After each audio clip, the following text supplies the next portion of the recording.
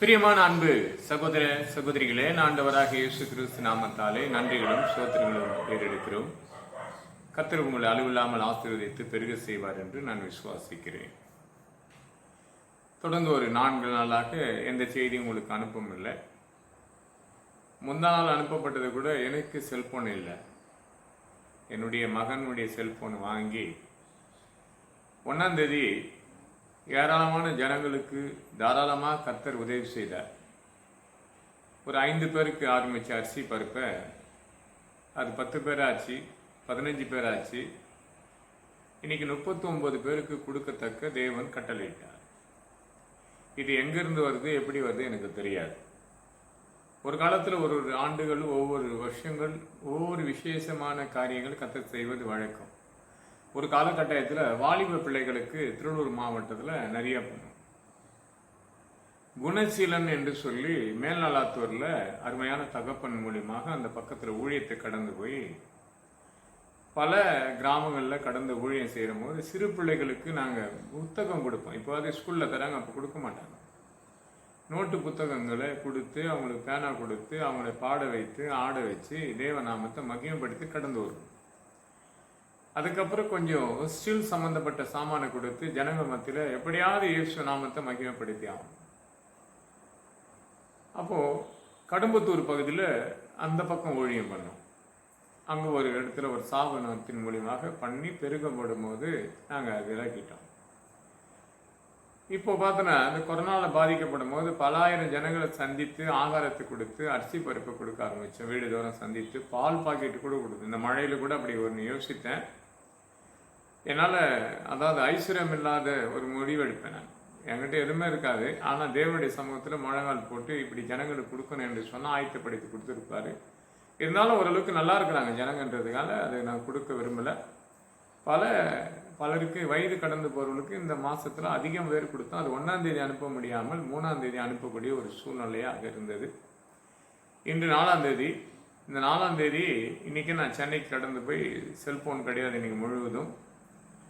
இந்த மாலை நைட்டு 9 மணி அளவுக்கு தான் இந்த செல்ஃபோன் என் கைக்கு வந்தது. வந்த உடனே நான் அருமையான மகன் திருநூர் பகுதியில் இருக்க மகன்கிட்ட நான் பேசி பகிர்ந்து கொண்டோம். நாளைக்கு ஒரு கூட்டம் இருக்குது. இப்படி ஒவ்வொரு விஷயங்களிலும் ஒவ்வொரு இடங்களிலும் தேவன் நாம மகிமைப்படுத்தும்படி ஏதாவது ஒன்று பண்ணணும் என்று சொன்னால் தேவநாம மகிமைப்படுத்தணும். இந்த குடும்பத்தில் மூத்த குமாரனை கொடுத்து ஒரு செய்தியை பகிர்ந்து கொள்ள கர்த்தர் என்னோடு பேசப்பட்டது. ஒரு மகன் பிறக்கப்படும் போது அவனுடைய வரலாறு சொல்லுவாங்க தெரியுங்களா? இப்படிப்பட்ட சூழ்நிலையிலிருந்து இந்த மகன் பிறந்தான், அதனால் இந்த பேர் வைத்தோம் நாங்கள் எப்படி சொல்லுதான். ரூபனுக்கு அப்படி தான் சொல்லப்படும். ஆதியாகமம் 39ஆம் அதிகாரத்தை படிக்கப்படும் போது ரொம்ப திட்டவட்டமாக தெளிவாக நான் படிக்கிறவங்களுங்க, உங்ககிட்ட இருபுறம் கருக்குள்ளமான வேதம் இருந்தால் நீங்கள் என்னோட படித்து கொள்ளலாம், இல்லைன்னா அந்த செய்திகளை கேட்டு நீங்கள் பொறுமையாக கூட எடுத்துக்கொள்ளலாம்.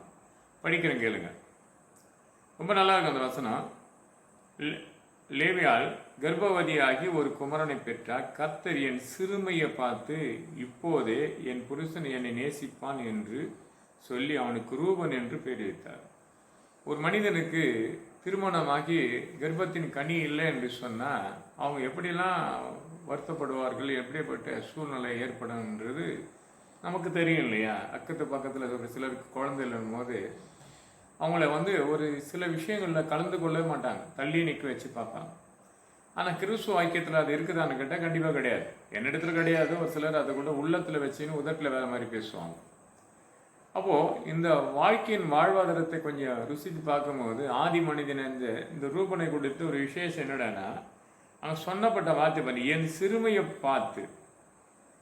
சிறுமையை பார்த்த நிமித்தமாக இப்போதே அது இப்போதே என்ன பண்ணுறாரு, என் புருஷனை நேசிக்கும்படி என்று சொல்லி அவனுக்கு ரூபன் என்று ஒரு கர்ப்பம் கொடுக்கப்பட்டது. ரூபன் என்ற பேருக்கு இவ்வளோ விஷயத்தை பேசுவாங்க. அடுத்த மகனை பற்றி வேறு ஒரு நாள் எடுப்போம். அந்த ரூபனை வளர்ந்து வர காலத்தில் பார்த்தீங்கன்னா இந்த குடும்பத்தில் மூத்த பிள்ளைகள் பிறந்து வந்தாங்கன்னா சில காரியங்களுக்கு தன்னை அறியாமல் அவங்க வழியில் ஒரு சில காரியம் நடக்கும், நல்ல விஷயங்கள் நடக்கும். ஆனால் அதை சிலர் ஏற்றுக்கொள்ள மாட்டாங்க. ஏன் ஏற்றுக்கொள்ள பண்ணுறாங்கன்னு எனக்கு புரியாது. அப்போது இங்கே பார்த்தீங்கன்னா ராக்கர் என்ற ஒரு சகோதரி, அப்போ லேவியாருடைய சொந்த தங்கச்சி, கூட பிறந்த தங்கச்சி, அங்கே யாக்கோப்பினுடைய திருமணத்துக்கு பிற்பாடு கர்ப்பத்தின் கனி இல்லாத மலடியாக வாழ்ந்த ஒரு மகள். அப்போ இந்த மகளுடைய வாழ்க்கையை கேட்க விடும்போது அப்போது யாக்கோப்பை கேட்குறா. அப்போ யாக்கோப்பு பார்த்தோன்னா ஆதியாகும் புத்தகம் 30ஆம் அதிகாரம் 2ஆம் வசனம் படிக்கும்போது ஒரு விசேஷமாக இருக்கும். அப்போது யாக்கோப்பு ராக்கல் மேல் கோபம் கொண்டு, தேவனல்லவா உன் கர்ப்பத்தை அடைத்திருக்கின்றார் என்று நான் தேவனா என்றார். ஏன்னா இவளுக்கு ரொம்ப கோபம். அவளுடைய சகோதரிக்கு கர்ப்பம் தரிக்கப்படுது, எனக்கு ஒன்றுமே பிறக்கும் போது அப்புறம் ஒரு வேலைக்காரி ஆயத்த பண்ணுற எல்லாம் பண்ணுறாங்க. ஆனால் ரூபன் அடுத்த வழியை ரூபன் மூலியமாக இன்னொரு விசேஷம் நடக்குது பாருங்க. இதில் ஆதியாகம் 30ஆம் அதிகாரத்தில் படிக்கும்போது ரொம்ப நல்லா இருக்கும். 14ஆம் வசனம் படிக்கிறேன். கோதுமை அறுப்பு நாட்களிலே ரூபன் வயல்வெளியிலே போய் தூதன் காணிகளை கொண்டு வந்து அவன் அவைகளையும் கொண்டு வந்தான், தன் தாயாகிய லேவியனிடத்தில் கொடுத்தாள். அப்போது ராக்கல் லேவியை நோக்கி, உன் குமாரன் தூதன் கனிகளை கொண்டு கொஞ்சம் எனக்கு தா என்றார். அதற்கு அவள், நீ என் புருஷனை எடுத்துக்கொள்வது அற்பமான காரியமோ? என் குமாரனாகிய தூதன் கனிகளை எண்ணித்து கொண்டு வர வேண்டும் என்று அதற்கு ராக்கலோ, உன் குமாரனுடைய தூதன் கனிகளை ஈடாக நான் இன்று இரவு அவர் என்னோட கூட சகானிக்கிட்டமே என்று சொல்லும் போது ஒத்துக்க மாட்டான். இன்னைக்கு எப்படிப்பட்ட விஷயமா இருந்தாலும் நல்லா பாருங்க. இதை படிக்கும் போது உங்களுக்கு எப்படி இருக்குது எனக்கு தெரியாது.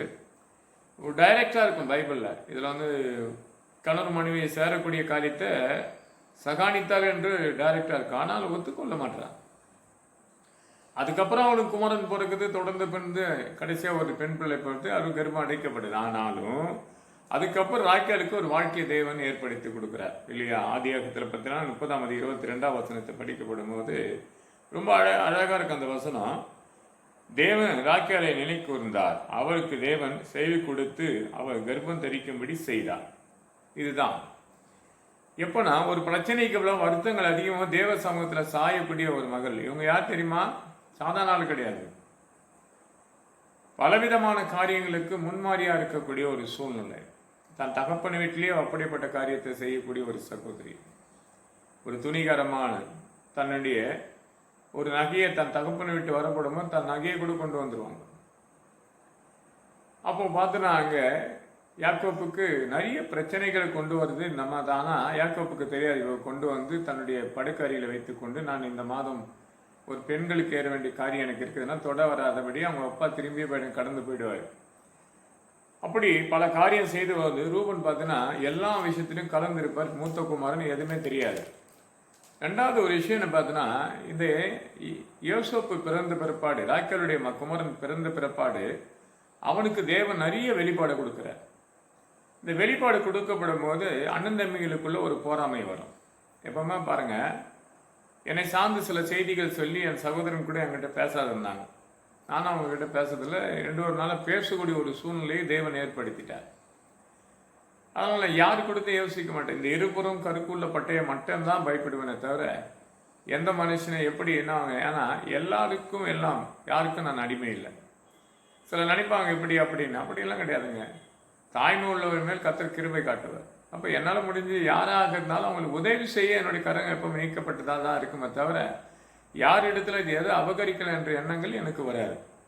அது எப்படியே வந்துச்சு. அது எனக்கு அப்படி சொன்னோம்னா ரொம்ப விஷயத்தை சொல்ல முடியும். நான் சாட்சியை பக்கத்து கொள்ள விரும்பலை. இங்கே பார்த்தோன்னா அண்ணன் தம்பிகளுக்குள்ள யோசேப்பை கொடுத்து ஒரு ஒரு தகாத எண்ணங்கள் ஏற்படும். அவனுக்குரிய தரிசனம் அப்படிப்பட்டது. ஆதியாகமம் 37ஆம் அதிகாரத்தை படிக்கப்படும் போது ஏன் ரூபனை கொடுத்து உங்களுக்கு சொல்றேன்னா, ஒரு மூத்த குமாரன் சொல்றது இந்த சமுதாயம் கேட்கறது கிடையாது. ஒரு குடும்பத்தில் 4 பிள்ளைங்க பிறக்கிறாங்க, இல்லை 2 பிள்ளை பிறக்கிறாங்க, ஒரு பொண்ணு பிறந்தானா அதில் பெரியவன் ஒருவன் எடுத்து ஒரு முடிவை சொல்லுவோம். அது இளைய குமாரன் கேட்டுக்கொள்ளவே மாட்டான். இது பைபிளில் கூட நிறைய இடத்துல இருக்கும் அந்த காரியம். அப்போது காரியம் என்னடான்னு சொன்னால், இவனுடைய தரிசனங்கள் எல்லாருக்கும் புரோஜனம். தான் தகப்பன் இடத்துல, யோசேப்பு இடத்துல. அப்போ யோசேப்பு சொப்பனத்தை கண்டு அதையும் தன் சகோதரனுக்கு அறிவித்த போது அது நிமித்தமாக இன்னும் அதிகமாக பகைத்தார்கள். அப்போ அவங்க அப்பாவுக்கு யாக்கோப்புக்கு ரொம்ப பிடிக்குது அவனுடைய சொப்பனம், வெளிப்பாடு நல்லா பிடிக்குது. அவனை என்ன பண்ண கொன்று போடும்படி ஒரு பிளான் பண்ணுறாங்க. அப்போ அவங்க தொடர்ந்து பயணிக்கிற இடத்துக்கு தேடி போகக்கூடிய சூழ்நிலை வரும்போது அவனை 18ஆம் வசனம் படிக்கிறேன். ஆதியாகமம் 37ஆம் அதிகாரம் 18ஆம் வசனம். அவனையும் தூரத்தில் வரும்போதுக்கு தங்களுக்குள் சமயமாக வரப்பண்ணி அவனை கொலை செய்யும்படி என்ன பண்ண சதி யோசனை பண்ணுகின்றார்கள். இவனை எப்படியாவது கொன்று போடலாம் அப்படின்னு ஒரு பிளான் பண்ணி ரெடி செய்யும் போது இங்கே ரூபன் தான் அதை போய் கொலை செய்யக்கூடாதபடி தடை பண்ணக்கூடிய ஒரு சூழ்நிலை ஏற்படுத்துகிறார். அப்போ ஆதியாகமம் புத்தகத்தில் படிக்கிற ஒவ்வொரு வசனங்களையும் பார்த்தா யோசேப்பின் தன் சகோதரிடத்தில் சேர்த்த போது யோசேப்பை எடுத்து கொண்டு போய் அவனோட அங்கே அவன் மேல் கட்டினான். அப்போ ஒரு சில விஷயங்கள் கர்த்தர் தெளிவாக திட்டமாக அழகாக சொல்லுவார். வேதம் ரொம்ப அழகாக இருக்கும். அந்த வசனத்தை படிக்க பாருங்க, நீங்கள் கூட படிங்க, படித்தா ரொம்ப நல்லா இருக்கும்.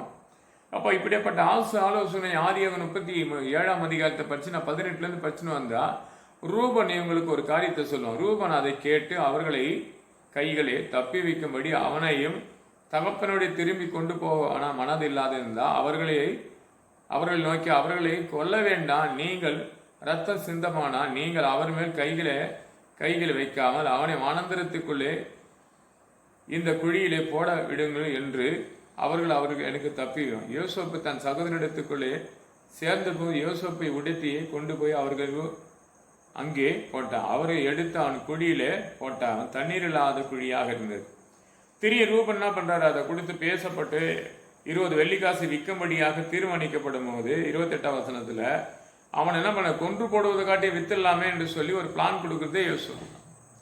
அப்போ ரூபனை பார்த்தீங்கன்னா நிறைய விஷயங்கள்ல அண்ணன் தம்பிங்கள் மத்தியில் மூத்தவனாக இருந்தாலும் தன் இளைய குமாரனை என்ன பண்றான், தப்பி வைக்க ஒரு சூழ்நிலை ஏற்படுத்தி மரணத்துக்கு ஏதாவது விடாதபடி வித்துடலான்னு சொல்லிட்டான். ஆதியாகமம் 37ஆம் அதிகாரத்துல 28ஆம் வசனத்தில் 20 வெள்ளிக்காசு விற்கப்படுறாங்க. அப்போ இஸ்மாயில் கூட்டங்கள் வருது ரூபன் பார்த்து சொல்றான், நம்ம ஏன் இவனை கொன்று போடும், தண்ணி இல்லாத ஒரு குழியில போட்டு பின்பு அவனை நிமித்தம் இறந்தா நமக்கு என்ன கிடைக்கும், அவனை உயிரோடு வித்து போடலாம்னு சொல்லி 20 வெள்ளிக்காசு விற்கப்படுவது தான் நம்ம அடுத்ததை பார்க்குறோம். ரூபன் பார்த்தீங்கன்னா இங்கேயும் பார்த்தீங்கன்னா முதல்ல ஒரு இடங்க பார்க்க போடும்போது தாயின் கர்ப்பத்தில் பிறக்க போடும்போது ஒரு கடுமையான கஷ்டத்திலிருந்து தள்ளப்பட்ட கல்லை போல இருந்த தான் தாய்க்கு கர்ப்பம் தெரிக்கப்பட்ட தேவன் என்னை நேசிக்கிறார் என்று தன் கணவர் நேசிப்பதை கொடுத்து தாய் சொல்றாங்க. ரெண்டாவது அவன் வளர்ந்து பெருகுனா பாரப்படும் போது ஒரு ஒரு கனியை கொண்டு வரப்படும் போது இளையகுமாரி அவங்களுடைய தாயோடைய கூட வந்த சகோதரி கேட்கும்போது என் புருஷனை எப்படி உங்கள்கிட்ட விட முடியும் என்று சொல்லி கூட அப்பயும் அதுக்கு ரூபம் தான் அதனுடைய பலனை கொண்டு வரும்போது கொடுக்க மறுக்கிறா. ஆண்டவர் கொடுக்குறாரு. அதுக்கப்புறம் யோசேப்பு கொடுத்த பிறகு அண்ணன் தம்பிக்குள்ள ஒரு போராம வருதுங்க. என்னங்க இவனுக்கு எப்போ பார்த்தா தீர்க்க தரிசனம் வரங்களே, நிறைய தீர்க்க தரிசனத்தை நம்ப மாட்டாங்க இந்த உலகம். ஆதியாகமம் புத்தகத்தை நீ படிச்சுங்க, 37ஆம் அதிகாரத்தை படிச்சா யோசேப்பு ஒரு சொப்பனத்தை கண்டான். அதை தன் சகோதரனுக்கு அறிவித்த போது அது நிமித்தமாக அவர் ஒன்றுமே அதிகமாக பகைத்தார்களாம். அப்போ அவனுடைய தரிசனங்களை பற்றி என் தரிசனத்தை கொடுத்து ஒரு 2 மாதத்துக்கு முன்போ 3 மாதத்துக்கு முன்போ என் சகோதரிடத்துல சொன்னோம். அப்போ அந்த சகோதரன் கொடுத்தா இன்னைக்கு கூட சென்னைக்கு நான் கடந்து வரேன். அந்த சகோதரமா ஒரு அற்பமாக நினைப்பாங்க. சில தரிசனங்களை பார்த்தீங்கன்னா என் சகோதரர்களை நினைப்பான் தெரியாது. அவங்க ஒரு விஷயமா யோசிக்க மாட்டாங்க. நான் ஒரு கூட்டத்துக்கு எனக்கு ஒரு வாட்டி என் தாயார் எனக்கு உணர்த்துறாங்க. சகோதரெல்லாம் கூப்பிட்டு ஒரு உணவு ஆயத்தப்படுத்த சொல்லி ஏற்பாடுபடுத்த சொல்றாரு. அப்போ நான் அவங்களை கூப்பிடுறேன். ஒரு சகோதரன் வரேன்னு சொன்னது அவன் மனைவி சொல்றாங்க, நாங்கள் கடந்து போற சபைக்கு ஆண்டு விழான்றாங்க. உணர்த்துறேன்னு சொல்றேன், என் மகன் வரமாட்டான்னு சொல்லி 2 பேருமே வரல, குடும்பமே வரல. ரொம்ப வருத்தப்பட்டேன். அதுக்கப்புறம் ஒரு சொப்பனம் வருது. அந்த சொப்பனத்தை கொடுத்து ஒரு தரிசனத்தை சொல்ல போடுவோம். அவர் என் மேலே கோவப்பட்டார்.